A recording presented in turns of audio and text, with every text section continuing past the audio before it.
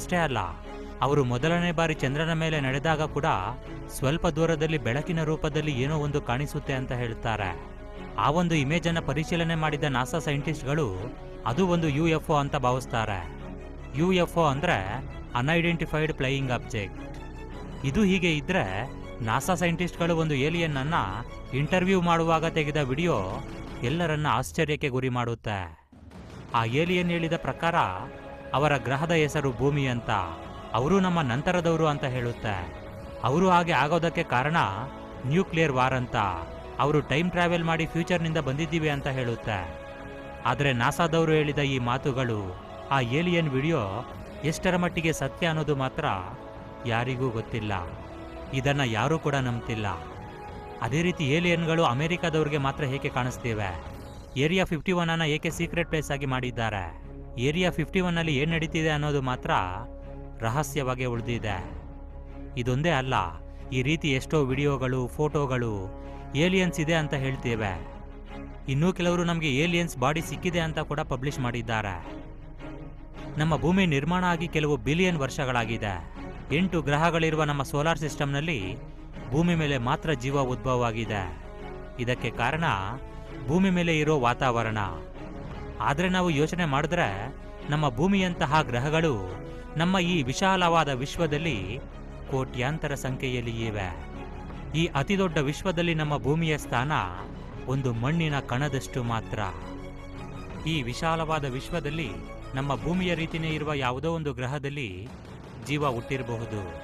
ನಮ್ಮ ಹಾಗೆ ಅವರು ಕೂಡ ಟೆಕ್ನಾಲಜಿಯನ್ನು ಡೆವಲಪ್ ಮಾಡಿಕೊಳ್ಳುತ್ತಿರಬಹುದು, ಅಥವಾ ನಮಗಿಂತ ಟೆಕ್ನಾಲಜಿಯಲ್ಲಿ ಮುಂದೆ ಇರಬಹುದು.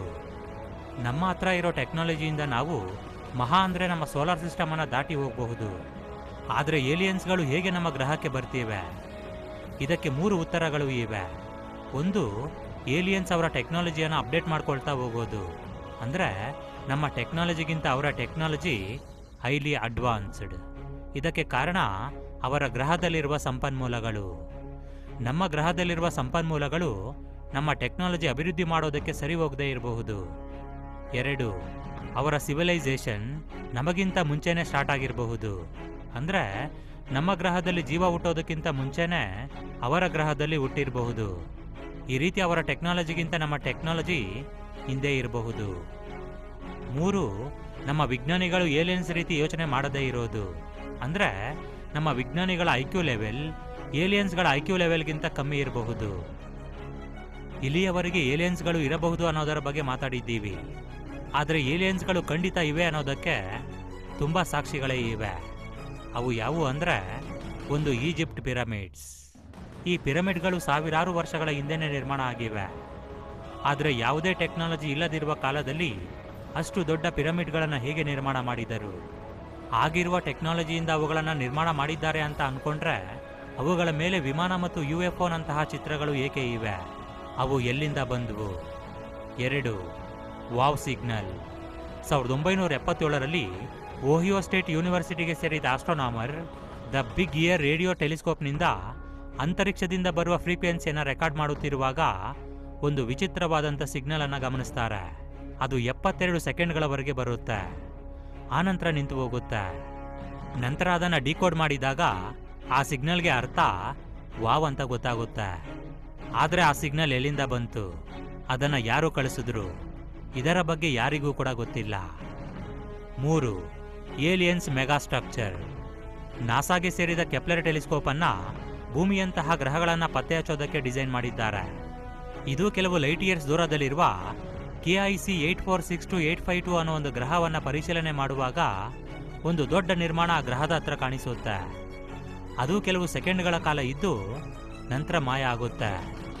ಮೊದಲು ಸೈಂಟಿಸ್ಟ್ಗಳು ಅದನ್ನು ಒಂದು ಗ್ರಹ ಅಥವಾ ಆಸ್ಟ್ರಾಯ್ಡ್ ಅಂತ ಹೇಳ್ತಾರೆ. ಆದರೆ ಅದನ್ನು ಪರಿಶೀಲನೆ ಮಾಡಿದ ನಂತರ ಅದು ಗ್ರಹ ಅಥವಾ ಆಸ್ಟ್ರಾಯ್ಡ್ ಆಗೋದಕ್ಕೆ ಸಾಧ್ಯನೇ ಇಲ್ಲ. ಅದು ಏಲಿಯನ್ಸ್ಗಳು ಅವರಿಗೆ ಬೇಕಾದ ಸೋಲಾರ್ ಎನರ್ಜಿಯನ್ನು ಪಡೆಯೋದಕ್ಕೆ ಮಾಡಿದ ಒಂದು ಭಾರಿ ನಿರ್ಮಾಣ ಅಂತ ಹೇಳ್ತಾರೆ. High levels of methane in Mars surface. 2014ರಲ್ಲಿ ನಾಸಾಗೆ ಸೇರಿದ ಸ್ಪಿರಿಟ್ ರೋವರ್ ಮಾರ್ಸ್ನಲ್ಲಿ high levels of methane gas ಇದೆ ಅಂತ ಕಂಡುಹಿಡಿಯುತ್ತೆ. ಭೂಮಿ ಮೇಲೆ ಇರುವ ಮೀಥೇನ್ ಗ್ಯಾಸ್ನಲ್ಲಿ 90ರಷ್ಟು ಮೀಥೇನ್ ಗ್ಯಾಸ್ ಇಲ್ಲಿ ಇರುವ living ಆರ್ಗಾನಿಸಮ್ನಿಂದ ಬಿಡುಗಡೆಯಾಗುತ್ತೆ.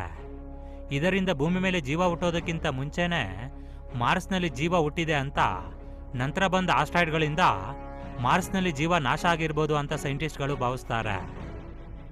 Life came from asteroids. ಭೂಮಿ ಮೇಲೆ ಜೀವ ಉದ್ಭವ ಆಗೋದಕ್ಕೆ ಕಾರಣ ಆಸ್ಟ್ರಾಯ್ಡ್ಗಳು ಅಂತ. ಕೆಲವು ಕೋಟಿ ವರ್ಷಗಳ ಹಿಂದೆ ಆಸ್ಟ್ರಾಯ್ಡ್ಗಳು ಒಂದರ ನಂತರ ಒಂದು ಭೂಮಿಯನ್ನು ಬಂದು ಡಿಕ್ಕಿ ಹೊಡಿತಿದ್ವು ಅಂತ. ಆ ಆಸ್ಟ್ರಾಯ್ಡ್ಗಳಲ್ಲಿ ಜೀವ ಇತ್ತು ಅಂತ ಸೈಂಟಿಸ್ಟ್ಗಳು ಹೇಳ್ತಾರೆ. ಇದರ ಪ್ರಕಾರ ಭೂಮಿ ಮೇಲೆ ಜೀವ ಹುಟ್ಟೋದಕ್ಕಿಂತ ಮೊದಲೇ ಬೇರೆ ಗ್ರಹದಲ್ಲಿ ಜೀವ ಇತ್ತು ಅಂತ ಸೈಂಟಿಸ್ಟ್ಗಳು ಭಾವಿಸ್ತಿದ್ದಾರೆ. ಅಷ್ಟೇ ಅಲ್ಲ, ಇನ್ನೂ ತುಂಬ ಆಧಾರಗಳು ಏಲಿಯನ್ಸ್ಗಳು ಇವೆ ಅಂತ ಹೇಳ್ತಿವೆ. ಆದರೆ ಏಲಿಯನ್ಸ್ಗಳು ನಮ್ಮ ಭೂಮಿಯನ್ನೇ ಹೇಗೆ ಟಾರ್ಗೆಟ್ ಮಾಡ್ತಿವೆ? ಒಂದು ವೇಳೆ ಏಲಿಯನ್ಸ್ಗಳು ನಮ್ಮ ಮೇಲೆ ಅಟ್ಯಾಕ್ ಮಾಡಬೇಕು ಅಂತ ಅಂದ್ಕೊಂಡ್ರೆ ಅದಕ್ಕೆ ಕೆಲವು ರೀಸನ್ಗಳು ಇವೆ. ಏಲಿಯನ್ಸ್ಗಳು ಅಬ್ಸರ್ವ್ ಮಾಡುತ್ತಿರುವ ಪ್ಲಾನೆಟ್ಗಳಲ್ಲಿ ನಮ್ಮ ಪ್ಲಾನೆಟ್ ಅವರಿಗೆ ಹತ್ರ ಇದ್ದರೆ ಅವರು ಬೇಗ ಬಂದು ನಮ್ಮ ಗ್ರಹವನ್ನು ಅಟ್ಯಾಕ್ ಮಾಡ್ತಾರೆ. ಅದಕ್ಕೆ ಕಾರಣ ಅವರ ಗ್ರಹಕ್ಕಿಂತ ನಮ್ಮ ಗ್ರಹದಲ್ಲೇ ಸಂಪನ್ಮೂಲಗಳು ಜಾಸ್ತಿ ಇರೋದು. ನಮ್ಮ ರೀತಿ ಏಲಿಯನ್ಸ್ಗಳು ಕೂಡ ಮಾಂಸಾಹಾರಿಗಳಾದರೆ ನಮ್ಮ ಭೂಮಿ ಮೇಲೆ ತುಂಬ ಪ್ರಾಣಿಗಳು ಇವೆ. ಈ ರೀತಿಯಾಗಿ ಕೂಡ ಅಟ್ಯಾಕ್ ಮಾಡಬಹುದು. ನಾವು ಪ್ರಾಣಿಗಳ ಜೊತೆ ಹೇಗೆ ಆಟ ಆಡ್ತಿದ್ದೀವೋ ಅದೇ ರೀತಿ ಏಲಿಯನ್ಸ್ಗಳು ಕೂಡ ನಮ್ಮ ಜೊತೆ ಆಟ ಆಡಬೇಕು ಅಂತ ನಿರ್ಧಾರ ಮಾಡಿದ್ರೆ ಖಂಡಿತ ಆ ಕ್ಷಣದಲ್ಲೇ ನಮ್ಮ ಮೇಲೆ ಅಟ್ಯಾಕ್ ಮಾಡ್ತಾರೆ. 1973ರಲ್ಲಿ ಜರ್ಮನಿ ಮಿಲಿಟರಿ ತಮ್ಮ ವೆಪನ್ಗಳನ್ನು ಸ್ಪೈನ್ನಲ್ಲಿರುವ ಬೋರ್ನಿಕಾ ಅನ್ನೋ ಸಿಟಿ ಮೇಲೆ ಪ್ರಯೋಗ ಮಾಡುತ್ತೆ. ಇದರಿಂದ ಆ ಸಿಟಿಯಲ್ಲಿರುವ ತುಂಬ ಜನ ಸಾವನ್ನಪ್ತಾರೆ. ಏಲಿಯನ್ಸ್ಗಳು ಕೂಡ ಇದೇ ರೀತಿ ವೆಪನ್ಗಳನ್ನು ಪ್ರಯೋಗ ಮಾಡಬೇಕು ಅಂತ ಅಂದುಕೊಂಡರೆ ಭೂಮಿ ಮೇಲೆ ಏನೂ ಕೂಡ ಉಳಿಯೋದಿಲ್ಲ. ಈಗ ನಮ್ಮ ಪ್ರಪಂಚದಲ್ಲಿ ಸುಮಾರು 800 ಕೋಟಿ ಜನ ಇದ್ದಾರೆ. ಏಲಿಯನ್ಸ್ಗಳು ನಮ್ಮನ್ನು ಸೇವಕರನ್ನಾಗಿ ಮಾಡಿಕೊಂಡರೆ ಇಂಡಸ್ಟ್ರಿಯಲ್ ಡೆವಲಪ್ಮೆಂಟ್ಗೆ ನಮ್ಮನ್ನು ಕಾರ್ಮಿಕರನ್ನಾಗಿ ಬಳಸಿಕೊಳ್ಳುತ್ತಾರೆ. ಏಲಿಯನ್ಸ್ಗಳು ಒಂದು ವೇಳೆ ಈ ರೀತಿ ಯೋಚನೆ ಮಾಡಿದ್ರೆ ನಾವು ಖಂಡಿತ ಅವರ ಹತೋಟಿಯಲ್ಲೇ ಇರ್ತಿದ್ವಿ. ಮತ್ತೆ ಯಾಕೆ ಏಲಿಯನ್ಸ್ಗಳು ನಮ್ಮ ಮೇಲೆ ದಾಳಿ ಮಾಡ್ತಿಲ್ಲ? ಇದಕ್ಕೆ ಸೈಂಟಿಸ್ಟ್ಗಳು ಕೆಲವು ಕಾರಣಗಳನ್ನು ಹೇಳ್ತಾರೆ. ಅವು ಯಾವುವು ಅಂದರೆ, ಏಲಿಯನ್ಸ್ಗಳು ಎಲ್ಲ ಗ್ರಹಗಳನ್ನು ಗಮನಿಸುತ್ತಾ ಇರಬಹುದು. ನಮ್ಮ ಗ್ರಹಕ್ಕಿಂತ ಹೆಚ್ಚು ಸಂಪನ್ಮೂಲಗಳಿರುವ ಗ್ರಹ ಅವರಿಗೆ ಸಿಕ್ಕಿರಬಹುದು. ಅದಕ್ಕೆ ಅವರು ನಮ್ಮ ಮೇಲೆ ದಾಳಿ ಮಾಡ್ತಿಲ್ಲ. ಈಗಿನವರೆಗೂ ನಾವು ಕೇಳಿದ ಏಲಿಯನ್ಸ್ಗಳು ನಮ್ಮ ಫ್ಯೂಚರ್ನಿಂದ ಬಂದಿರಬಹುದು. ಕೇವಲ ಅವು ನಮ್ಮನ್ನು ಗಮನಿಸೋದಕ್ಕೆ ಬರ್ತಿರಬಹುದು. ಅದಕ್ಕೆ ಅವು ನಮ್ಮ ಮೇಲೆ ದಾಳಿ ಮಾಡ್ತಿಲ್ಲ.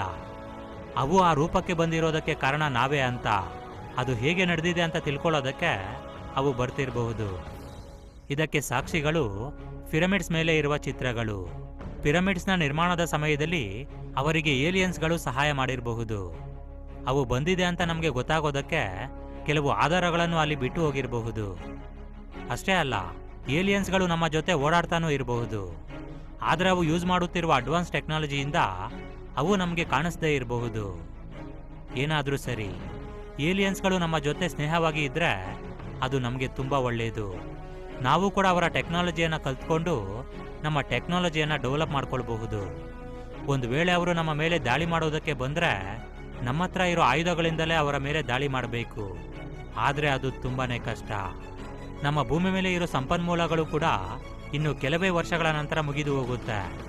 ಆಗ ನಾವು ಕೂಡ ಒಂದು ಹೊಸ ಗ್ರಹವನ್ನು ಹುಡುಕಬೇಕು. ಒಂದು ರೀತಿಯಾಗಿ ಹೇಳಬೇಕು ಅಂದರೆ ನಾವು ಕೂಡ ಏಲಿಯನ್ಸ್ಗಳೇ.